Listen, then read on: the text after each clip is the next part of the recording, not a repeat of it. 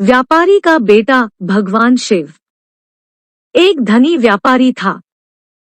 उसके मन में एक बेटे की चाहत थी। उसने शिव की पूजा की। शिव जी ने उसे पुत्र प्राप्ति का वरदान दिया, लेकिन यह भी कहा कि वह पुत्र केवल 12 वर्ष तक ही जीवित रह पाएगा। व्यापारी ने और अधिक लगन से पूजा पाठ शुरू कर दिया। जब उसका बेटा 11 वर्ष का हुआ तो उसने उसे धर्म की पढ़ाई के लिए काशी भेज दिया।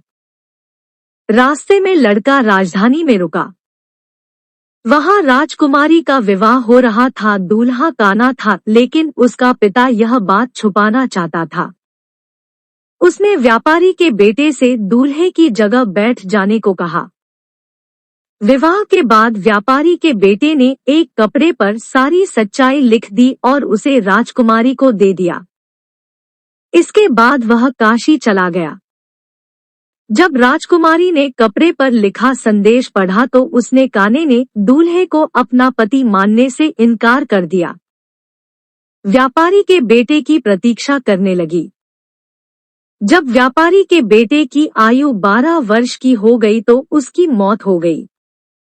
व्यापारी के पूजा पाठ और भक्ति से शिव जी प्रसन्न हो गए। उन्होंने उसको फिर से जीवित कर दिया। व्यापारी का बेटा राजकुमारी को पत्नी के रूप में लेकर घर आ गया।